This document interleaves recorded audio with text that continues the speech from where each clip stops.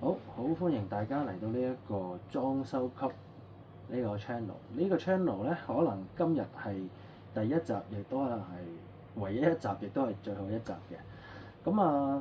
主要呢個 channel 我係想去講下，大家喺網絡上揾到好多關於講裝修嘅影片啦嚇。我哋都有好多講得好出色，或者都好 detail 講到唔同種類。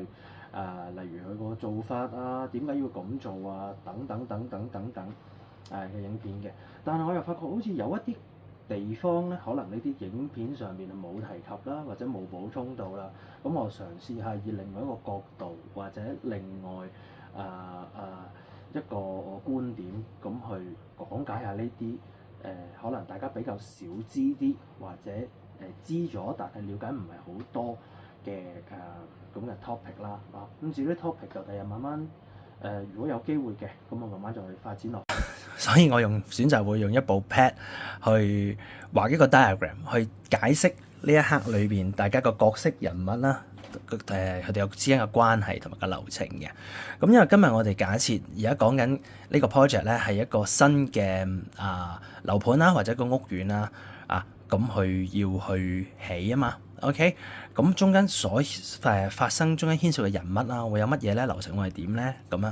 咁起樓咁固之然首當其衝第一樣嘢就會出現一個發展商啦，係咪？咁出一個發展商咧，咁就係呢度某某發展商就會喺呢個位置嗰度啦，係咪？咁發展商咧，放大佢發展商咧，咁佢裡面咧會好多人物嘅。咁通常一個發展商咧會出現幾個人物嘅。咁會首先咧，佢哋會出現一個就係經理啦 ，OK，GM 即係話我哋叫 General Manager 啦。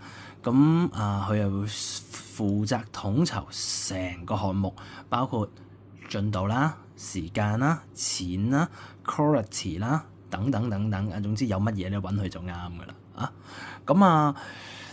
我講咧有星星嘅先，因為星星嗰啲係必然應該都有嘅 position 嚟㗎啦，嘅人物會出現，代表住呢個項目去發生嘅。咁第二個咧就係 marketing 啦，marketing 咧就係呢個銷售部啦，市場銷售部，我亦都係比較有權威嘅發言人嚟嘅，因為市場銷售部咧對佢哋嚟講，佢哋係最深明同深知出邊嘅顧客喺市場上最需求嘅係乜嘢。最好賣嘅係乜嘢？客人最想要到嘅或者得到嘅係乜嘢？咁所以佢哋都有一個代表會負責代表呢個發展商出席成個 project 裏邊嘅會議啊，會出嚟去統籌件事啊，俾好多意見出嚟。咁另外有星星一個咧就係 QS 啦，QS 就 Service Quality Surveyor，咁就係即係話係叫中文叫 QS 係核數師定係叫測量師我記得。之後就係負責，其實就係計住成盤數嘅啫。佢同 accounting 會有唔同嘅佢同做 accounting 嘅係唔同嘅。呢個亦都係我哋將來可能再深入少少先講個 QS 負責個 scope of work 個職責係做乜嘢啦。總之 accounting 可能就係負責出支票俾某某人，某某人俾得幾多錢我哋公司，嗰個就負責做 accounting， 嗰個就 account department 做嘅嘢。而 QS 負責嘅嘢咧就係針對一個 project， 究竟佢嗰啲嘢數量會有幾多咧？我哋要買可能100包水泥翻嚟，咁佢就係咪需要咁多咧？原來唔使咁多嘅喎。其實我哋可能70包就夠嘅咯喎。咁每包幾多錢咧？係咪？咁你有冇做到呢啲嘢咧？你有做咗，我俾錢你。其實你冇做到喎，或者你做完啲嘢，冇想象中咁多喎，或者唔足夠喎。咁我哋唔應該俾咁多錢你喎。其實 QS 就係負責去核算下呢啲嘢啱與唔啱，做得到達標或者唔達標，起碼喺個數量上先，咁係負責去確認呢個款項係咪應該俾呢個人，或者係咪人哋應該俾翻足夠啱嘅錢你，或者人哋係咪俾得足夠啱嘅價錢你，咁就負責呢樣嘢，總之同錢有關啊。QS 就係咁樣咧。另外咧就仲有兩個冇打星星嘅，咁一個咧就係 E&M，咁 E&M 咧就其實就係機電係啦，E&M 代表機電，咁機電咧佢就代表呢間公司去睇住呢個 project 嘅機電做得啱與唔啱啊，或者去話俾人聽，我哋呢個 project 裏邊個機電嘅需求係乜嘢？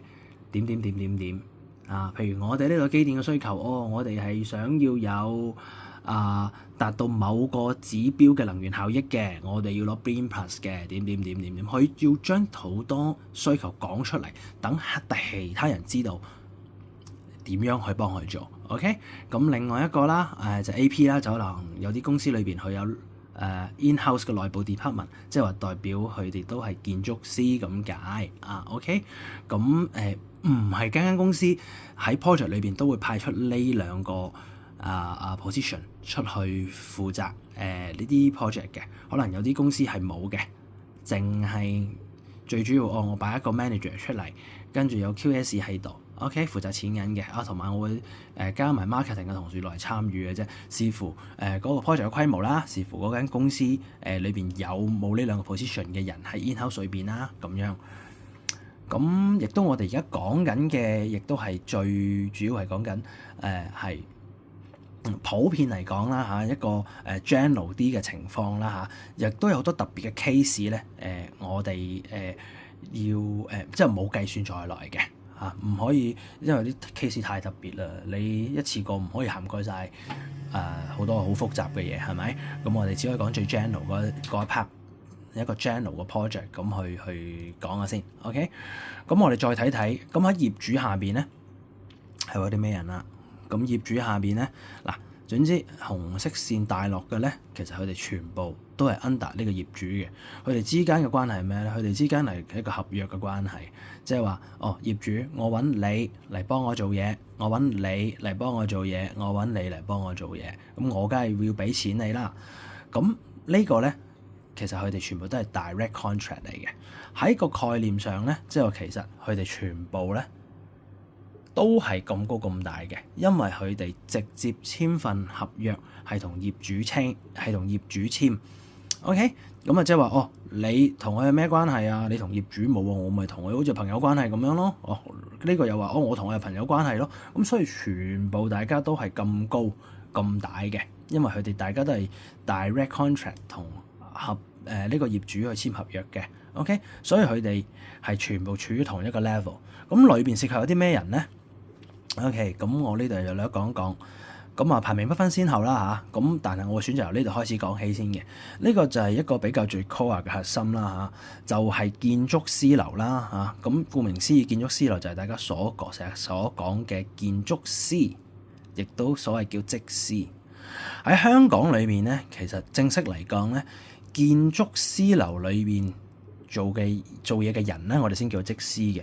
而喺設計師樓咧，即係負責做室內設計師咧，其實我哋就唔會叫做則師嘅。OK， 只係建築師樓裏邊嘅咧，我哋先會叫佢做則師。咁呢度好快咁講一講。咁建築師同埋呢個室內設計師，佢哋最大嘅分別係咩咧？對我就純粹我個人嘅觀點，呢兩個人最大嘅分別係咩咧？我哋唔好理佢做嘅嘢嘅分別先，佢哋最大嘅分別就係身份認證上，喺身份認證方面，你喺香港要做到一個建築師，你就必須要有合資格嘅牌照，你都要考牌，你都要晉級要晉升，好似同你做機師、做醫生一樣，你需要有牌照嘅，亦都之後要慢慢一步一步考上去嘅。但係做室內設計師咧就冇嘅。你可以唔需要任何牌照，你只需要讀個設計，甚至你話我唔係啊，我天生叻啊，我對設計有天分啊，我純粹以前我係做同設計冇關嘅行業嘅，我而家走咗嚟做設計，個老細又好欣賞我，話你吹啊，其實係可以嘅。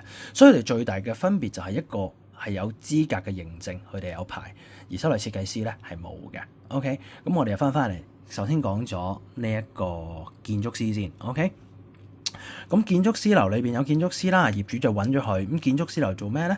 首先喺一個 project 一開始，業主就會買咗塊地，我有塊地啊，好大㗎，點點點嘅咩形狀嘅幾多公頃面積 whatever，將呢啲資料佢會俾咗建築師樓先啦。跟住咧嗰度咧應該咧就可以規定咧起到幾高嘅層樓，可能起到最多30層嘅啫。咁我哋咧每一層咧就想有幾多個單位或者點，佢就需要將一啲條件俾咗建築師樓。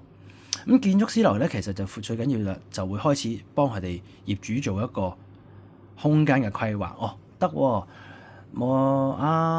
陳生啊 OK 喎，你呢塊地咧係嗰座樓咧係可以起到2棟嘅，每棟起到30層嘅，每層係有5個單位嘅，而佢5個單位啊，可能個排出嚟嘅形狀可能係咁樣啦，咁樣咁你就咁你睇下咁樣得唔得？咁可能咁業主就話可以咁啊，但係我唔想喎，我想嗰5個單位係調翻轉個排列嘅形狀，可能係咁樣喎，又得唔得啊？咁佢哋就會因應盡量喺一塊土地嘅空間裏面梗係排到有幾盡啊，得幾盡㗎啦。香港寸金尺土係咪？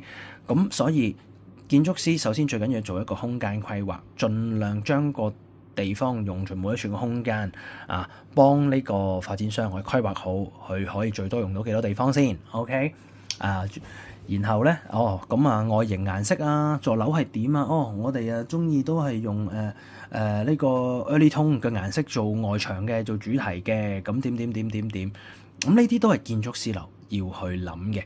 咁亦都要滿足驗樓嘅條件啦即係包括建築師樓咧，即係建築師咧。佢亦都知道原來呢條走廊咧一定要1050闊㗎啦，或者最咧個門口咧最細咧一定只可以做到咁樣㗎咋。如果唔係你到時你驗樓啦，你就驗唔到樓㗎啦。咁至於驗樓要滿足咩條件咁嗰啲又係另外一個話題，將來有機會講啦。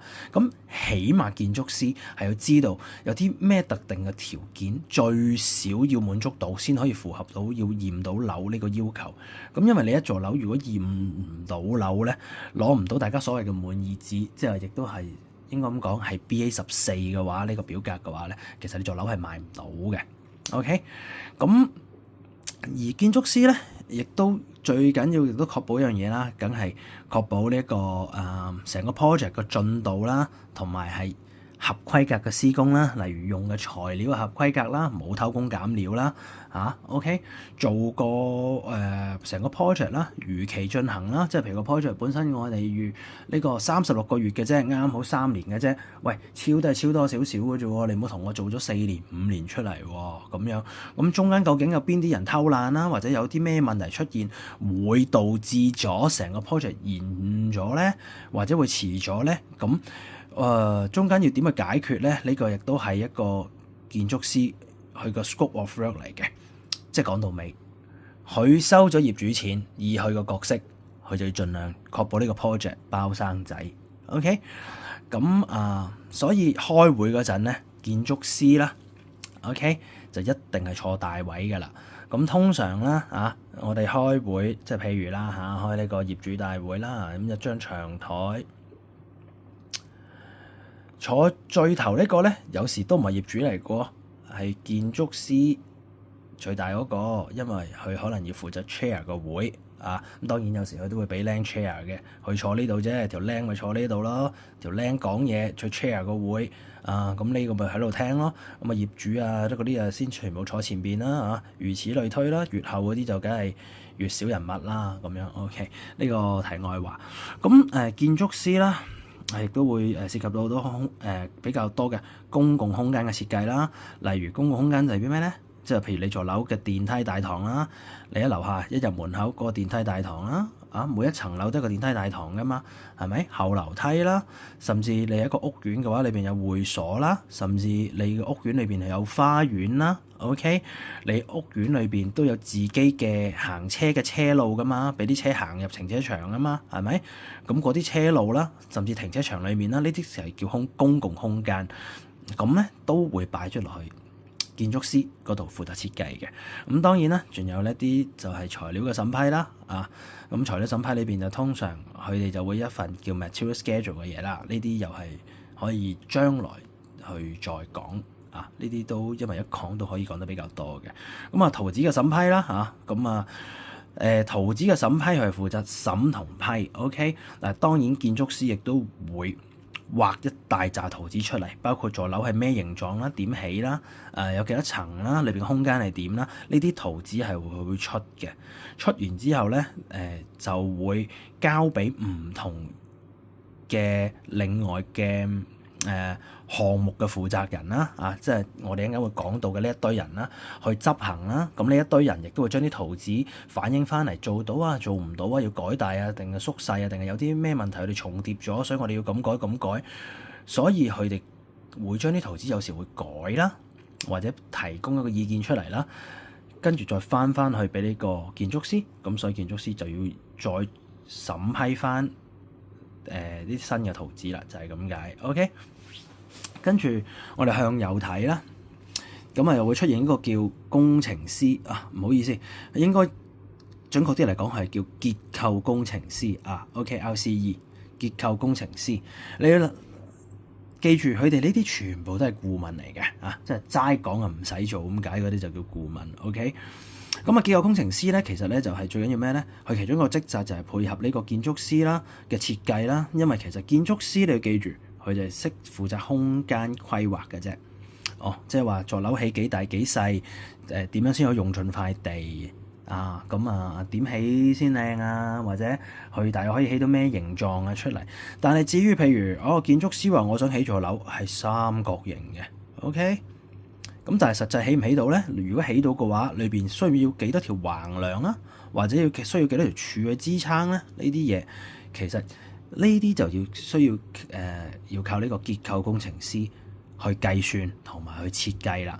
咁設計工程師就會呢個結構工程師就會佢話如果你座樓要起到三角形咁嘅樣啊，需要可能要十條震喎即係話我哋俗稱你平時我高個頭望上你屋企天花板見到一條條嗰啲橫梁啊，即係嗰條震我要10條喎，咁柱就要20條喎先夠支撐喎，咁可能咁建築師就話唔得喎，咁樣又唔靚喎，或者太多咯喎，啲空間會搞到唔實用嘅喎，唔可以太多震啦，不如咁改啦個三角形改高啲啦咁或者改矮啲咧，會唔會有幫助咧？咁結構工程師又去計啦，咁如果你起矮啲咧，就真係可以少啲震嘅，少啲梁啦。佢哋之間就係一個咁嘅關係，結構工程師就係咧去負責配合呢個建築師，去盡量滿足最後個項目，即係嗰座樓啦出嚟個效果係點樣先做得到咧？咁樣所以佢要配合呢個所以佢主要就係要配合呢個建築師，佢有做一個設計啦，有計數啦。咁我哋當然啦，亦都涉及要計算啦咁個樓宇結構啦，就係究竟咁多條柱，佢係點解可以即係 support 得到支撐得到座樓咧？佢係計數計出嚟㗎，唔係口噏噏出嚟嘅。所以呢個結構工程師咧，亦都一定係要有牌㗎啦。通常咧一個 project 裏邊咧，都最少都會孖住一個大嘅同一個細嘅，即係有個大佬同有條僆啦咦，出咗個房跨出嚟咁得意嘅，係啦，有個大佬同埋有條僆啦。咁而做大佬嗰個咧，佢就必須要咧係孭起呢座樓嘅生老病死㗎啦。即係一座樓宇我哋講緊就算你哋而家住緊嗰啲都係一座樓宇。其實我哋喺起緊嗰陣咧，就一定有一個註冊嘅高級結構工程師咧，去認可咗呢份圖紙呢個結構咧係合格同埋足以支撐同埋有足夠嘅冗餘去承受呢個結構同埋所有嘅重量嘅。咁當佢認可咗簽咗同埋呢個計算出嚟之後咧，其實呢座樓咧到將來拆嗰一刻咧，如果中途發生咗啲咩事咧，其實呢個結構工程師咧，佢都係有責任對呢座樓去負責嘅。就算佢唔冧都好啦，可能呢座樓開始歪咗咯，斜咗咯，呢個結構工程師都要對呢座樓負責嘅，因為喺呢座樓起嗰陣，究竟個結構又點做咧，係由佢計算出嚟噶嘛，佢認可咗噶嘛，呢個就係屬於做顧問嘅責任啦。OK， 好啦，咁我哋又向右手邊移啦，因為講下原來加埋好快又就嚟到半個鐘。好啦，到第三個顧問啦，呢個就係 designer 啦，其實就係我哋所講嘅室內設計師啦。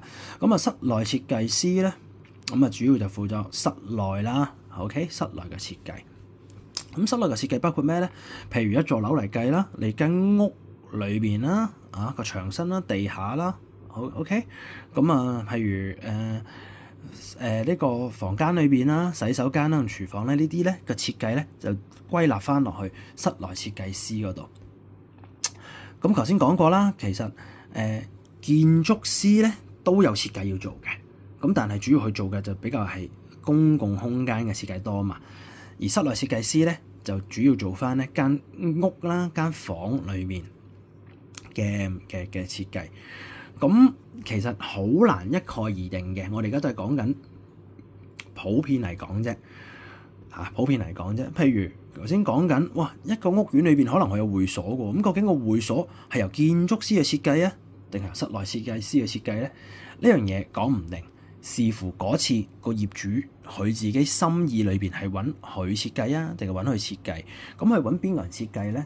亦都視乎好多嘢嘅，錢銀方面啦，可能你收得平啲，我揾你咯，或者你雖然唔係最平，但係我真係好欣賞呢間公司本身嘅設計嘅 style 嘅，我咪揾你做咯，係咪？呢啲係涉及好多考慮嘅因素嘅，咁就可以好難一概而定。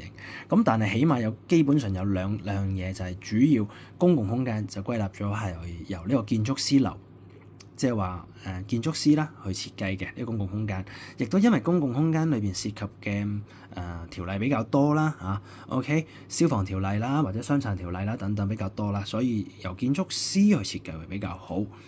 咁而室內咧就交由俾室內設計師去做設計，咁而其他一啲位置咧就視乎每一個 project 唔同，咁而去釐定啦。OK， 咁而呢個室內設計師啦，亦都要負責呢個 material 嘅審批啦，咁仲有呢個圖紙嘅審批啦等等咁樣。呢個就係室內設計師嘅工作。OK， 去到隔離啦，又會再出現一條友喎，叫咩咧？佢都係顧問啊，又係機電顧問。咁機電顧問顧之然咧，就代表咩咧？其實最簡單就係代表大家成日講嘅風火水電。OK， 就係機電顧問要做嘅嘢啦。風火水電係咩咧？風就係咧呢一個冷氣咁解。OK， 火咧顧之然咧就其實消防啦，水就係真係水啊，水喉嘅水啊電啊唔使講啦，就真係用電嘅電啊。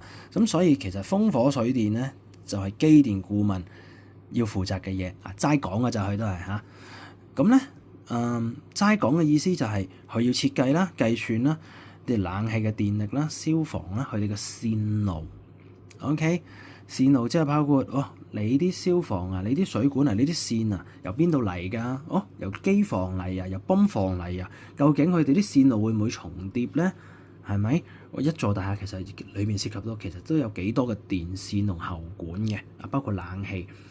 有時你哋喺你間屋苑裏邊咧，發覺硬係覺得點解嗰度睇落好似怪怪地嘅咧？咁樣其實好多嘢就係因為喺個設計方面咧，嗰陣嘅一個疏忽啦，或者忽略咗啦，或者真係有啲係估唔到嘅意外出現咗啦，而產生咗，咁最後又改變唔到啦。咁嗰個位置咪咁奇怪咯，啲嘢咪炒埋一堆搭埋一齊咯。咁咪就要負責計算佢哋風火水電啦呢啲風喉啦、消防條喉啦、水喉啦、電線啦所走嘅位置有冇重疊，而重疊咗會唔會對個天花高度有影響啊？會唔會過唔到啊？或者會唔會對使用上有唔啱啊？咁亦都要計算啦。究竟冷氣用幾多冷氣先夠咧？同你屋企一樣啦。究竟你個廳係買部一匹機啊，定匹半機，定要兩匹機先夠咧？係咪一樣嘅？咁消防啦都要計呢個消防頭 cover 嘅位置夠唔夠啊？唔得咁係咪要加多個先夠 cover 啊？咁等等等等等，水都係啦，水壓啦如果唔係你屋企沖涼好開心，開咗個花灑諗住洗頭嗰陣，洗到一半發覺啲水好似冇乜力咁樣嘅。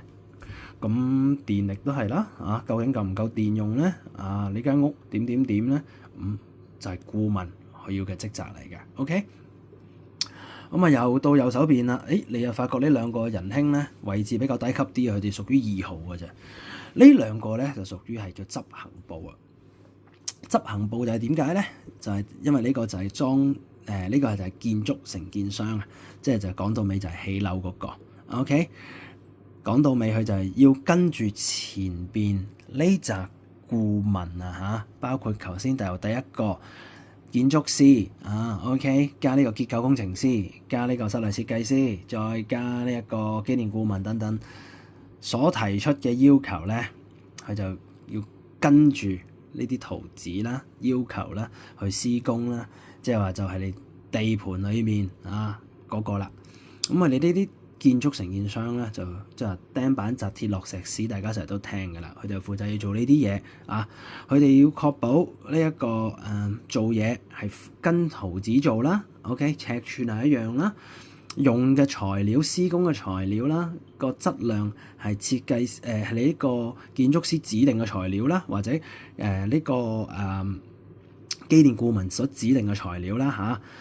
咁佢哋最緊要亦都要睇住個管理個地盤個規劃啦，個進度啦嚇。人哋話俾36個月你做喎，咁係咪36個月裏邊要起得晒咧？咁起36個月裏邊起晒，仲要包埋做裝修喎，唔係淨係你起咗棟樓出嚟裏邊乜嘢都未有咁就當係喎。咁佢就要睇確保個進度啦。OK， 咁確保按圖紙施工啦。因為有係裝修承建商呢一 part 淨係攞出嚟講咧，亦都有排講嘅咁起碼你知道佢哋就負責行動嘅，喂，仲係做起樓嘅。起完樓啦，座樓有咗個結構出嚟之後啦，裏邊都要做啲好靚嘅裝修噶嘛，係咪？如果唔係點賣錢咧？到你所見到平時最後見到嘅，牆身有瓷磚，地下有瓷磚，天花有油漆，呢度就有個櫃添，嗰度有塊鏡喎，咁嗰啲其實咩做咧？就又係由呢一個裝修公司去做啦。咁裝修公司其實佢哋嘅個 scope of work， 即係嗰個責任性啊，喺個 project 上面責任性，其實同呢個建築承建商咧其實係一樣嘅。都係要確保個進度啦，確保係按照圖紙去施工啦，確保用嘅材料係啱啦，符合呢一個發展商啦，或者呢一個建築師啦所要求啦嘅材料去做嘅。OK， 咁喺呢一度咧，但係亦都要佢哋之間有一個好奇妙嘅關係嘅，即係好似而家呢一度咧，其實建築商同發展商咧，同埋呢個裝修公司同埋呢個發展商咧，其實大家都係同等嘅合約關係，所以理論上佢哋兩個都係咁高咁大嘅啫。咁當然啦喺我唔敢講全世界OK， 雖然我去過做嘢嘅地方唔好係太多嘅，但係即係都不止淨喺香港啦但係我都淨係以香港嚟計香港嘅文化嚟計，裝修公司永遠都係俾建築商咧騎住嘅，縱使大家都係 under 個 contract under client 嗰度，咁大家理論上大家都係咁高咁大嘅啫但係裝修公司大家喺香港都係俾建築公司騎住嘅，因為建築佬咧，建築公司會好簡單諗一樣嘢，喂，樓我都起到啦，裝修呢啲嘢攞塊木板嚟揼幾揼，點會唔識做啊咁樣？普遍嚟講，佢哋嘅理解同認知係咁，梗係當然啦，即係等於有時我都覺得喺街啲人煮個茶餐廳整個常餐都好易嘅啫，我都係咁諗嘅。咁最尾翻到屋企發覺原來煮個麵比想像中都好似有啲難度喎呢就係諗法同現實嘅分別啦。OK， 好咁我哋又翻到出嚟，我哋又睇睇另外一條線啦另外一條線等等先，呢一度有少少好似混亂啊張圖，咁樣清晰翻少少，係啦。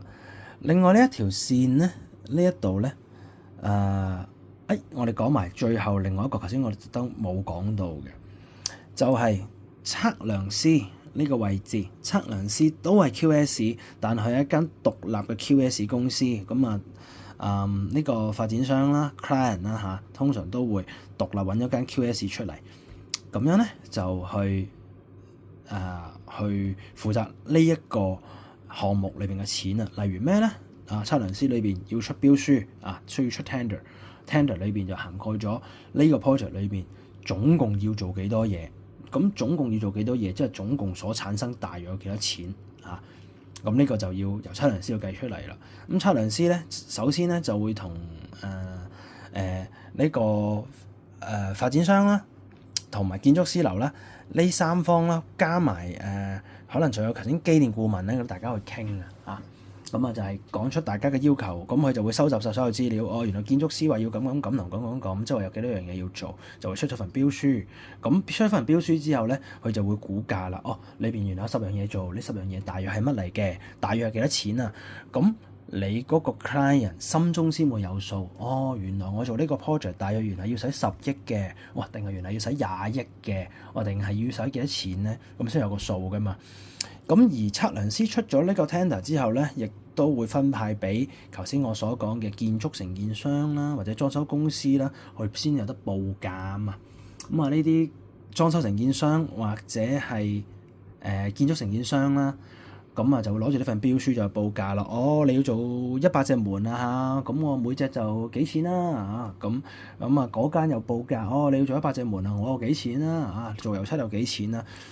咁呢一間咧 QS 咧就會負責去比較咁多間公司翻嚟嘅報價，而去進行呢個篩選。OK， 咁佢除咗出標書裏邊其中有一 part 咧，最緊要嘅部分咧，就係裝修佬成日最關心嘅啦就係 SOR， 就係 scope of rate， 唔係 scope of work 係 scope of rate。rate 就係講緊每一項要做嘅嘢都列晒出嚟，而裝修佬就睇住你呢度每一項佢所列出嚟嘅嘢，就填翻個價錢俾佢，就係呢個 rate 就係 for 你個價錢。OK， 咁而頭先都講過啦好似約佬咁講啦，就係 QS 亦都負責金錢嘅支付同審批啦譬如嚟裝修佬話我做好咗100隻門啊，咁究竟係真係做好100隻啊？定係其實你淨係啱只係做好咗70隻，仲有30隻未做啦呢啲都係要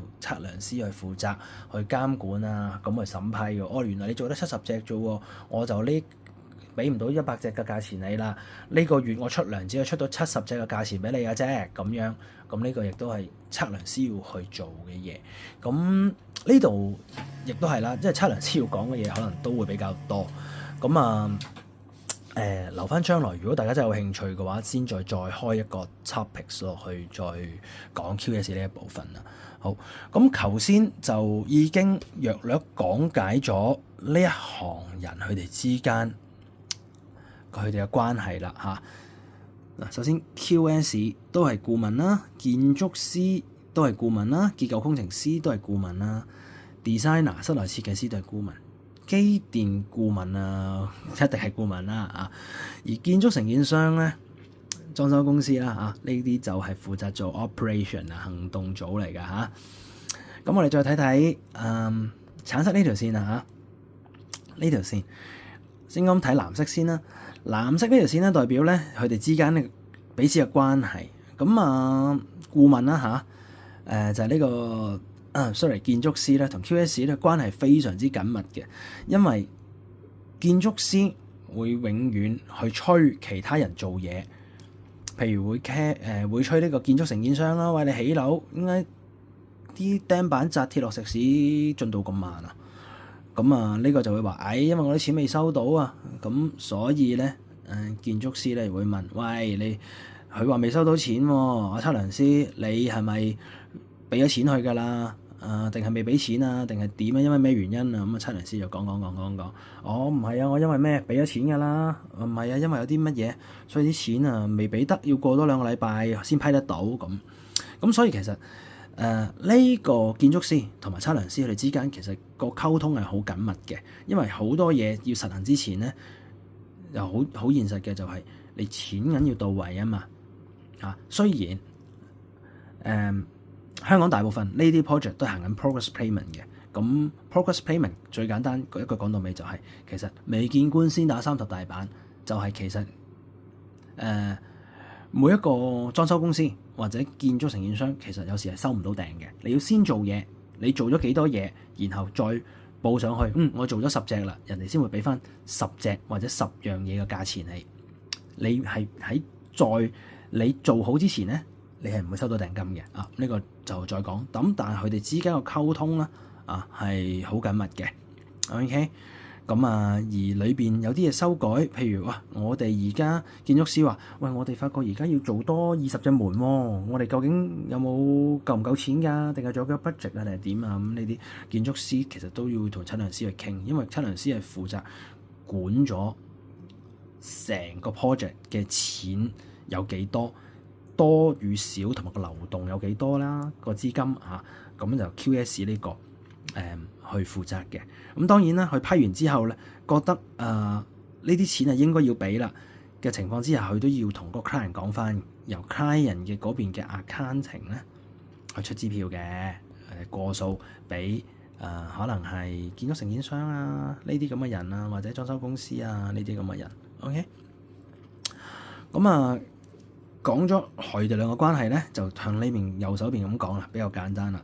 咁而建築師樓，即係呢個建築師咧，最簡單，佢就係要管理同埋控制右邊呢紮人，就係呢個結構工程師啦、室內設計師啦、機電顧問啦，而呢個建築承建商同埋裝修公司就更加啦。所以其實建築師就係一個 project 嘅靈魂人物嚟嘅，負責管理裝修上，我哋成日講緊3樣嘢。裝修上有個所謂三角形嘅關係，嗰3樣嘢其實亦都好多行都會，其實都關呢個三角事㗎啦。都唔好話淨係裝修呢一行，就係咩咧？就係 time，OK，money，OK，同埋 quality，就係時間、錢同埋質量。呢3樣嘢喺裝修裏面咧，好緊要嘅，大家亦都最關心嘅3樣嘢：錢、時間、質量。呢個三角形 ，OK。咁所以點解頭先我講緊開親會咧，坐頭位咧，多數一定係建築師坐喺最頭咧，就係做呢個 chair 住個會，就係咁解啦。咁所以建築師咧就會負責喺呢一度控制住右手邊呢一紮人啊。裏邊嘅個三角關係，嗰3個元素就係錢、時間同埋 quality。OK， 喂，你咁計做呢條陣出嚟好貴喎，或者要做好耐喎，又同錢同時間有關。同機電顧問講，喂，你啲喉咧咁走咧出嚟唔靚喎，或者咁樣走咧會影響嗰度，我要起多咗幾多板牆喎，或者咁樣我都唔得，嗰啲防火規例唔啱喎。呢啲都係同錢啊、時間係有關係嘅嚇。同埋可能我哋同個承建商講，喂，你唔得喎，你呢度做出嚟啲嘢咧唔平喎，唔整喎，你咁唔平整喎，你做啲嘢出嚟咁樣唔得喎。呢啲又同 quality 有關係嘅。咁所以咧，建築師喺呢方面咧就會 share 晒呢一紮人嘅錢啦、時間啦，同埋就係佢個 quality。OK， 咁基本上咧，成個架構咧，普遍嚟講個大綱上咧，一個 project 要去實行同埋實行得比較暢順咧，就會係大約一個咁嘅架構啦。當然都仍然我都話可以有好多分支，仍然可以有好多後係另外有嘅咁，但係我都係以一個 general 嚟計。譬如你話另外再有嘅，譬如你一個屋苑裏邊會有花園㗎嘛，有 garden。咁啊 garden 嗰陣咧，又會多咗一間叫園藝顧問嘅 consult 出嚟，就負責話俾你聽，我哋呢度咧覺得呢度應該要種幾多棵樹。嗱，呢棵樹咧就要種呢隻樹種，呢隻樹種咧就最唔使打理㗎啦，或者咧呢隻樹種係最靚㗎啦，或者呢個樹種係最適合乜乜乜同乜乜乜，咁又會多咗一個顧問出嚟。OK， 好多嘅，就好似而家呢一度咁，我都仲未提及到，可能仲有承建商下邊仲有乜嘢咧？下邊仲有可能調翻轉，你睇下電梯、圍牆、路面嗰啲都未講。咁我諗呢一啲亦都係可以喺另外一 part 裏邊開嚟講啦嚇。咁裝修就簡單啲啦嚇，都係木啦、電啦、油漆、泥水啊、玻璃、鐵器等等啊。咁呢啲亦都可能喺第日另外一個 topic 裏面講。咁 overall 一個叫項目 project 嘅架構啦，就好似而家你睇到呢張圖表上邊就係大致上就係咁啦。佢哋之間嘅關係啦，亦都係咁啦，係啦。咁嗱，仲有下邊呢兩條橙色線咧，頭先好似都未講。其實呢條橙色線咧，最主要咧係講緊乜嘢咧？就係裝修公司同承建呢個建築承建商啊之間，佢哋要負責個責任比較重嚇嘅嗰一方啫。普遍嚟講，裝修公司咧要 directly 去 report 嘅咧，同埋責任比較大嘅咧，就一定係呢個室內設計公司嘅。OK 嗱，唔代表佢冇責任對住呢一個建築師喎，佢都有㗎嚇。但係通常要溝通比較多，咁相對嚟講咧，佢一定係設計室內設計公司啦嚇。咁你做裝修嘅，你唔同設計，你唔同呢個室內設計公司同interior designer 傾，唔通調翻轉你同個機電傾咩？係咪先？雖然其實機電都要傾好多嘅一講到裝修，其實裝修都真係冇乜嘢唔關佢事嘅，所以都幾多會開嘅。其實好咁亦都咁講啦。呢個建築承建商就固之然就梗係有最大嘅責任，同個 direct report 就梗係落翻去呢一個建築師嗰度啦。OK， 咁主要就係呢兩個人個 directly liability 嘅責任個 report direct 係邊個方向啫？咁 overall 個架構就係咁樣，係一個 project。咁時間講下講下，又講咗都45分鐘啦。好啦，咁今次嘅第一期嘅影片就嚟到呢度啦。咁我哋都會有呢個不定期嘅更新啊。咁幾時就係講唔埋。咁如果大家有任何嘅意見，或者中間呢一度有任何漏洞咁歡迎發問啦、提問啦、留言啦，或者想知道啲乜嘢關於邊一類嘅 topic 或者 details 咁都可以發言啦，同留言啦。咁多謝大家，就呢度今日就完啦。